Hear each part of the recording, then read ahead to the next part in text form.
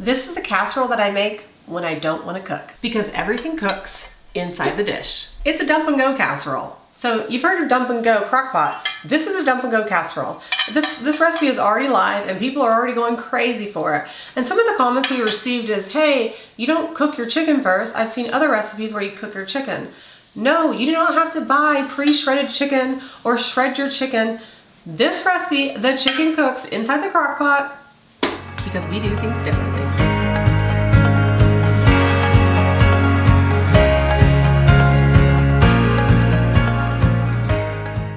We're on a mission to help families eat well on a budget, and the best way to eat at home is to make recipes as simple as possible, and that's exactly what this does. It's Chicken Fajita Casserole. It's a casserole, and chicken fajitas got married, and it was delicious. They had this amazing, cute little baby, Chicken Fajita Casserole. You're gonna love it. Hi, I'm Carrie with eatingonadime.com, and you can find the full recipe linked in the description. Don't worry, I'm gonna wash my hands afterwards, but I wanted to show you my sweet baby Ryder and how cute he is because he's getting so big. Ryder, say hi.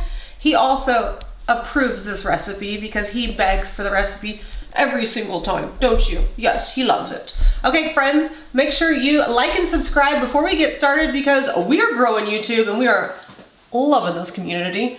And we want you to be a part of it so that way you don't miss any more of our family-friendly recipes. Preheat the oven to 350 degrees. We're gonna start with 2 pounds of chicken breasts, boneless, skinless. Don't worry for my chicken breast haters, chicken thighs will work great too. We are doing them completely raw and then we're going to cut them. We're gonna cut them into bite-sized pieces. So we don't have to pre-cook the chicken, but you do want to shred them. You could also get like chicken tenders and just run your knife right through them to chop them up. So you want them bite-sized to where you will eat them with a fork. And remember, we're gonna have peppers and rice. So you want it to be like, you just scoop it up and eat it up, okay? Now I said shred, but I meant cut it into pieces. So when I cut a chicken, what I like to do is cut it against the grain. So here you'll see the grain. So the grain is like the little lines, and you cut it this way into these long strips. So it's probably the opposite of what you're used to doing. And then I turn it and I cut them into bite size. And this will give you that more tender chicken bites. Will fall apart when it's cooked than being like, you know, thick and gummy and hard to eat. Now we're gonna place this into a large bowl. If you wanna be really lazy, you could place it directly into the pan, but we're gonna mix it all up, and I'd rather dirty up one more dish because you know how you can get messy on the sides and then it can bake kind of hard and make the pan harder to clean.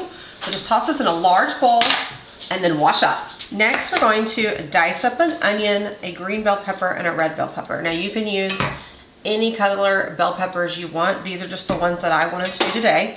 We are going to do a whole onion. Now, this is what I'm gonna tell you, that it's time to be lazy. And if you've been watching, you know that we are proud to be lazy. We don't use that word as like a negative, we use it as a positive. Just like throwing a bunch of stuff in a casserole is lazy, but it comes out delicious and it's great on the budget and it just tastes amazing. So we're gonna use our food chopper. We have this link for you. We're going to just, ooh, you can hear the dogs though, being wild.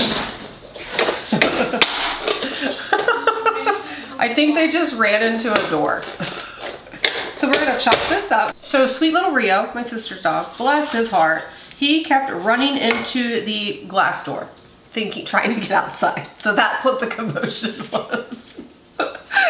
Okay, now, oh, I was about to do this. So now we're gonna do the bell peppers. We're gonna chop them up too.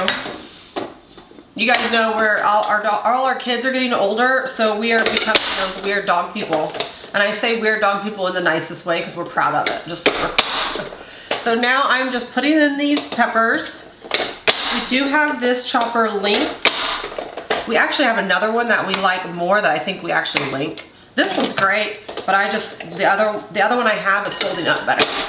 We have 2, so just see how fast this is. This is the hardest part. Now, I will say you can go to the freezer section and you can actually get a bag of frozen diced onions and bell peppers. Totally throw that in if you want to. There's no shame in using the frozen peppers. Again, if it makes your life easier and makes this dump and go even faster, we're here for that. But this is a huge game changer. The cool thing about this recipe is you can actually make this ahead of time. So you can make this the night before and have it, oh, this keeps popping up. And having your fridge ready, so all you have to do is throw it into the oven that night and then dinner is done. Now we're gonna toss this into the bowl. So we were just talking about this, and this is probably 2 to 2.5 cups of peppers and onions. So if you're doing the frozen, just scoop, dump, okay? Now we're just literally gonna toss, we did all the hard part of this recipe. Now we just gotta dump some ingredients in the bowl. Now we're gonna add 2 cups of instant rice. 1 cup of salsa. I am using just picante sauce. My general rule of thumb is use your cheaper sauce inside your casserole. Save your expensive salsa for serving the casserole. Now we're gonna add 1 cup of sour cream, which is just an 8-ounce container. You could substitute this with some Greek yogurt. Just make sure it's plain. But that would help, that would be delicious as well. I don't even think you'll notice it, honestly. Then we need a 1 packet of Fajita Seasoning mix. Now we actually do have a homemade version. We'll link that too for you if you would like. But we're being lazy today. Dump and go. And then 2 ingredients. A can of cream of chicken soup, which we do have a homemade version and a gluten-free version. If you are needing a gluten-free, of course, now they actually make gluten-free ones too. So that's awesome. And a 1/2 cup of chicken broth.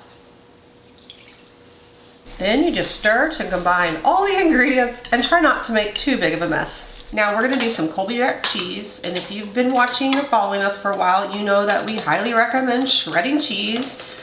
When you buy the pre-shredded stuff, you can use it. I'm not gonna judge you. I'm not in your kitchen and you know, whatever's easier. This just shreds so much better.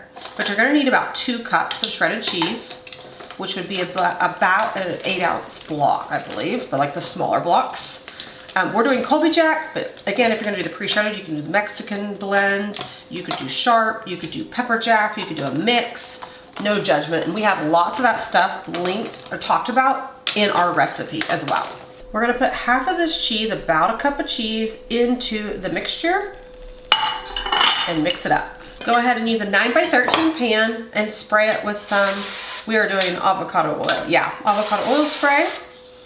And then just dump these ingredients in the pan. Now we're just going to push this into the edges and spread it out to have a thin layer. I know it looks weird, but trust me, it's good. My favorite part is that, you know, that rice is cooking in here, that chicken is cooking in here.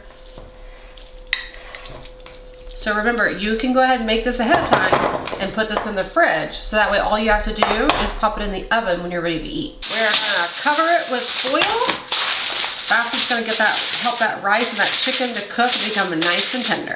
Now we're gonna place this in the oven for 35 to 40 minutes. Okay, let's check on it. I'm gonna show you. You pull the top off. I already pulled the top off. Oh. So you're gonna know it's done when the moisture is absorbed, and I just take like a fork and check out some of the rice.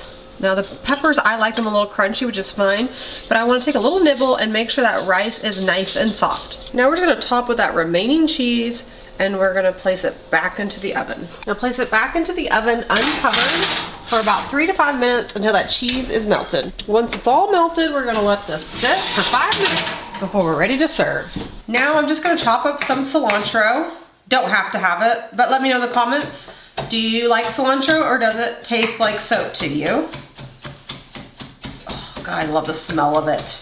So now once that's topped, you could just sprinkle it right on top, but I have some people who don't love cilantro. Not me. Then we're gonna scoop it out.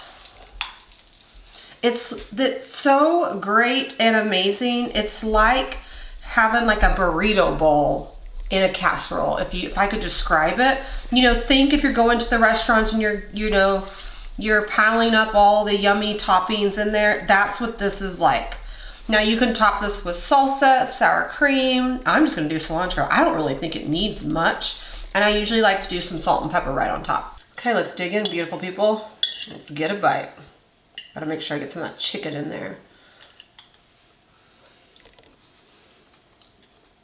Mmm. I love this meal. The chicken So tender. Guys, I can't stop eating it.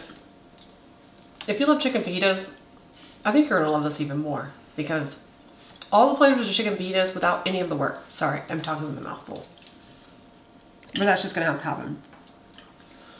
It has the casserole taste. It is not super heavy. It is very flavorful, and you saw how easy it is, friends. So go ahead and make it. Remember, the full recipe is linked in the description.